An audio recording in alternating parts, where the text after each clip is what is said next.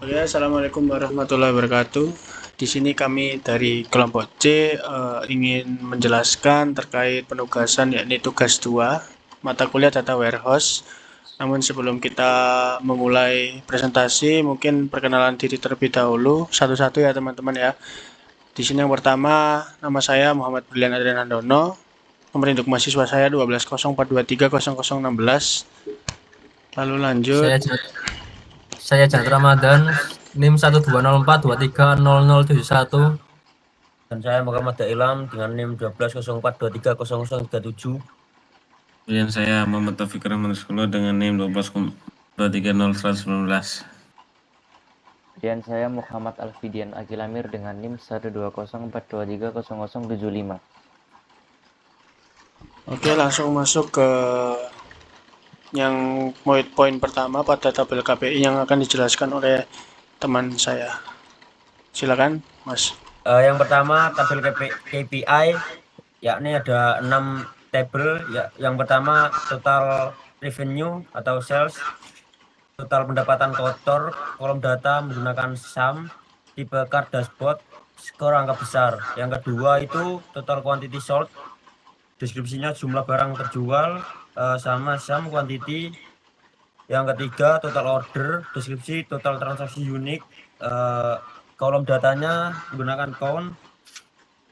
Yang keempat average diskon, deskripsi rata-rata diskon yang diberikan. Yang kelima sales trend atau MOM, tren penjualan per bulan, kolom datanya sales by month atau year.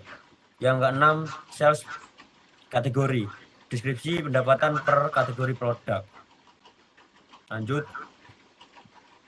Satu, total revenue. Metrik ini mempresentasikan total pendapatan kotor yang dihasilkan perusahaan dari penjualan produk dalam periode waktu yang telah ditetapkan, disajikan dalam format scorecard untuk memberikan ringkasan nilai finansial secara instan. Dua, total quantity sold, mengukur jumlah barang unit yang telah berhasil dijual oleh pelanggan kepada pelanggan.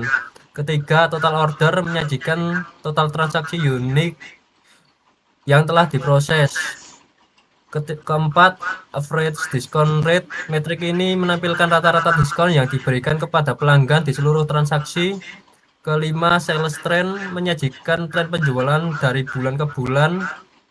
Dan terakhir yaitu sales on kategori, menggambarkan kontribusi pendapatan per kategori produk. Untuk dashboard dijelaskan oleh teman saya. Silahkan. Oke, saya akan lanjutkan poin kedua, dashboard penjualan. Di sini ada hasil dari dashboard yang telah kita buat. Itu yang pertama ada total revenue yang sebanyak 839.710,67. Lalu yang kedua ada total kuantitas penjualan dengan kuantiti 13.047. Lalu yang ketiga ada total transaksi dengan order ID-nya 1688. Terus yang ketiga ada diskon rata-rata dengan 15%, 15,82%. Tren penjualan relatif naik dari Januari. Dari Januari kita lihat dari start sekitar 30.000 naik ke 50, 100.000 dan di Septembernya 150.000. Terus kontribusi penjualan per kategorinya dipersenkan seperti ini. Lanjut ke bawah mungkin. Untuk metrik kuantitatif, jadinya untuk ini deskripsi aja ya. Jadi satu total revenue tadi yang menunjukkan total pendapatan kotor yang tadi saya sudah jelaskan. Lalu total quantity sold sama menampilkan jumlah unit barang yang telah terjual sebanyak 13.047 unit. Lalu yang ketiga ada total order KPI yang pada dashboardnya ada 1688. Terus yang keempat ada average discount rate yang menunjukkan diskon rata-rata di 15,82%.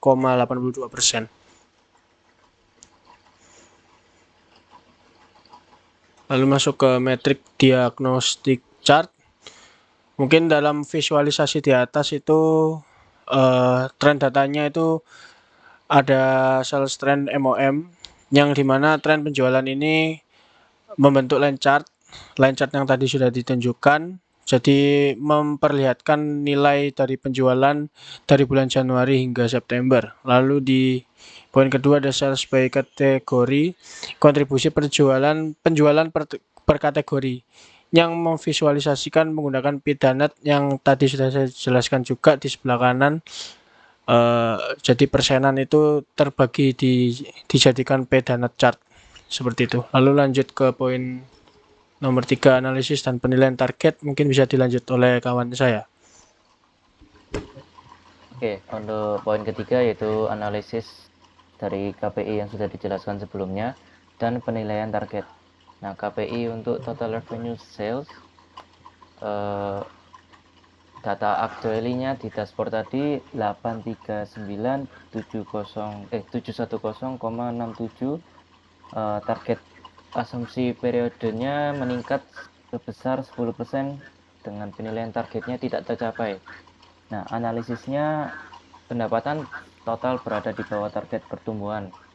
Namun nilai 839710 ini tetap menjadi baseline yang kuat untuk dipertahankan dan menjadi modal untuk target periode yang mendatang. Oke, lanjutnya KPI yang kedua, total orders.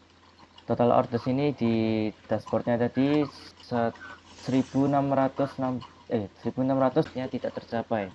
Kategori furnitur menunjukkan kinerja yang sangat kuat untuk kontribusi sebesar 39,3%.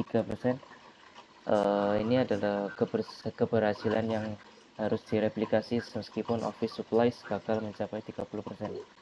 Data ini mengarah tim untuk memfokuskan sumber daya yang dikategorikan kuat furnitur sambil mendorong kategori terlemah office supplies.